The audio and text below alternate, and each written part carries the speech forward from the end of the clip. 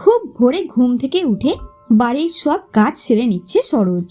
ঘর মোছা, রান্না করা, বাসন মাজা প্রায় সব শেষ।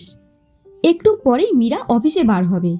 সব কাজ টিফিন তৈরি করে গুছিয়ে দিতে হবে। ছেলে পিকু স্কুলে যাবে, ওর জন্য আবার আলাদা টিফিন। প্রতিদিন এই একই রুটিন সরোজের। মীরা অফিস যাওয়া ও ছেলেকে স্কুলে পৌঁছানোর পর একটু শান্তি, কিছুটা নিস্তব্ধতা। নয় টিভিতে সিনেমা দেখা, না হলে মোবাইল ঘেঁটে সময় কাটানো। যতদিন শ্বশুর শাশুড়ি ছিল ততদিন তো একটুও নিস্তার ছিল না। এখন বড় মেয়ের কাছে গিয়েছে, তাই নিজের মতো করে থাকতে পারছে। বিকালে ছেলে স্কুল থেকে ফিরলে আবার তাকে একটু বাইরে খেলতে নিয়ে যেতে হবে, বাইরে পার্কে। সন্ধ্যার সময় রাতের খাবার বানাতে হবে। মীরা অফিস থেকে এসে তারপর বলবে, সারাদিন কি করো? ঘরদোর সব অগোছালো, গোছানো নেই, রান্না ভালো হয়নি, ছেলেকে যত্ন নিতে পারো না, ইত্যাদি। তখন মনে হয় না আর ঘরে থাকতে সরোজের। মনে হয় তখনই ঘর থেকে বেরিয়ে যেতে। কিন্তু কোথায় যাবে? যাবার কোথাও নাই। পড়াশোনা করে একটা চাকরির চেষ্টাও করেনি কখনো। বাবা মা ভালো চাকরি করা পাত্রী দেখেই মীরার গলায় ঝুলিয়ে দিল।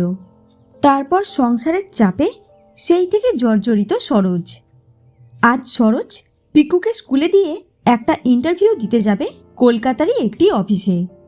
Naukri.com দেখে যোগাযোগ করেছিল। আজ বুধবার দুপুর 12টার মধ্যে উপস্থিত হতে হবে। তাই সব কাজ চটপট করে শেষ করে ফেলে সরোজ। মীরা এখনো কথাটা জানে না, জানলে বাধা দিত, তাই বলেনি। এর আগে বহুবার চাকরি করার কথা বললে রাগ করত, ঝগড়া করত। ওর পছন্দ না বাইরে কাজ করে সরোজ। তাই এবার চাকরি পেয়েই মীরাকে বলবে ঠিক করেছে সে। কারণ এই জীবনটা তার কাছে বড় একঘেয়েমি হয়ে উঠেছে। চার দেওয়ালের মধ্যে যেন জেলখানায় বন্দি। বাড়িতে একজন কাজের লোক রেখে দেবে প্রয়োজনে। সরোজ নিজে কিছু করে উপার্জন করতে চায়। মীরা অফিসে বেরিয়ে যাবার পর সরোজ ছেলেকে স্কুলে পৌঁছে দিয়ে বাসে উঠে পড়েছে। হাতে একটা ফাইল, যার মধ্যে গ্র্যাজুয়েশনের মার্কশিট, কখনো কম্পিউটার কোর্স করেছিল তার সার্টিফিকেট আর বায়োডাটা আছে।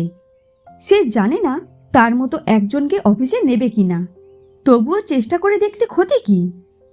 কলকাতার ডালহৌসির মধ্যে অফিসটা খুঁজে শেষ পর্যন্ত সরোজ পৌঁছায় Shri Ganesh industries private limited লেখা অফিসের উপর। রিসেপশনে গিয়ে সরোজ কথা বলে। তারপর সরোজের থেকে বায়োডাটা চায়। বায়োডাটা জমা দেওয়ার পর সরোজকে বসতে বলে রিসেপশনিস্ট ম্যাডাম। সরোজ দেখে তার মতো অনেক ছেলেই বসে আছে। সবার বয়সই প্রায় 30 থেকে 35-এর মধ্যে হবে, সরোজের মতোই। 2-3 জনের সাথে কথা বলে জানতে পারল সবাই অবিবাহিত, একমাত্র সে ছাড়া। সবাই এক এক করে একটি ঘরের ভিতর যাচ্ছে, তারপর 10 মিনিট পর বেরিয়ে আসছে। সবার মুখ চোখ বেশ খুশি খুশি ভাব। সরোজের একটু ভয় লাগছে, কারণ মাত্র 3 জনকে নেবে আর এতজন এসেছে। কি জিজ্ঞেস করবে সেটাও বুঝতে পারছে না। অবশেষে প্রতীক্ষার অবসান। রিসেপশনিস্ট ম্যাডাম নাম ডাকল, সরোজ কুমার চ্যাটার্জি এরপর আসবেন। সরোজ আজ অফিসিয়াল ড্রেসেই এখানে এসেছে, নিজেকে গুছিয়ে। দরজার কাছে এসে বলে, may I come in madam? ভিতরে একটি টেবিলে 2 জন মহিলা বসে। তার মধ্যে একজন বলেন, ইয়েস কাম ইন। সরোজ ভিতরে প্রবেশ করে। Please sit on the chair, সরোজকে বললেন একজন ম্যাডাম। সরোজ বসল। বুকের মধ্যে ধকধক করছে একটা চাপা ভয়। সরোজের বায়োডাটাতেই চোখ বুলিয়ে নিচ্ছে 2 ম্যাডাম।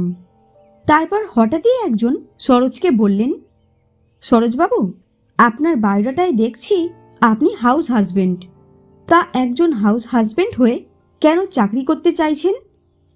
সরোজ বলে, আমি নিজের পায়ে দাঁড়াতে চাই ম্যাডাম, সম্মানের সাথে বাঁচতে চাই।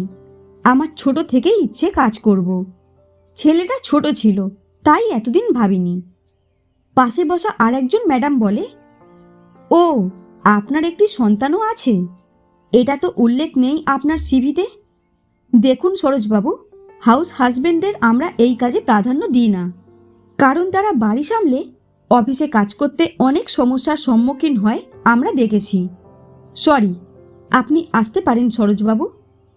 সরোজের মাথায় যেন আগুন জ্বলে উঠল এই কথা শুনে। ভাবতে পারিনি যে শুধুমাত্র হাউস হাজবেন্ড বলে চাকরি হবে না। সঙ্গে সঙ্গে উঠে দাঁড়িয়ে বলে ওঠে, ম্যাডাম, হাউসওয়াইফরা যদি চাকরি করতে পারে তাহলে একজন হাউস হাজবেন্ড কেন করতে পারবে না? আপনাদের জন্যই আজ ছেলেরা অবহেলিত, শোষিত এই সমাজে। চিৎকার করে বলতে থাকে সরোজ। ম্যাডাম দুজন থামতে বলছেন। প্লিজ সরোজবাবু, আপনি আসতে পারেন। মোবাইলে অ্যালার্মটা বেজে উঠতেই সরোজের চোখ খুলে যায়। সামনে দেখে ওর বউ মীরা। মোবাইলটা অফ করে বলে, রবিবার বেলা পর্যন্ত ঘুমোচ্ছ? এদিকে অ্যালার্ম বেজেই যাচ্ছে। আর কি স্বপ্ন দেখছিলে শুনি? বিজবিজ করে কি বলছিলে? আমি সকাল থেকে খেটে খেটে শেষ, আর ও লাট সাহেব বিছানায় শুয়ে স্বপ্ন দেখছেন। সরোজ চারপাশটা দেখে মনে মনে হাসে। বুঝতে পারে সে এতক্ষণ স্বপ্ন দেখছিল। মীরাকে বলে, আমি মুখটা তাড়াতাড়ি ধুয়ে আসছি, তুমি ঝপ করে চাটা নিয়ে আসো। এই বলে বিছানা ছেড়ে উঠে বাথরুমের দিকে যাবার সময় মীরার দিকে তাকিয়ে বলে, জানো তো, তুমি খুব ভালো। মীরা হঠাৎ এই রকম সকাল সকাল প্রশংসা শুনে মুখ ঘুরিয়ে রান্নাঘরের দিকে যেতে যেতে বলে, মরণ দশা, আদিক্ষেতা দেখাচ্ছে।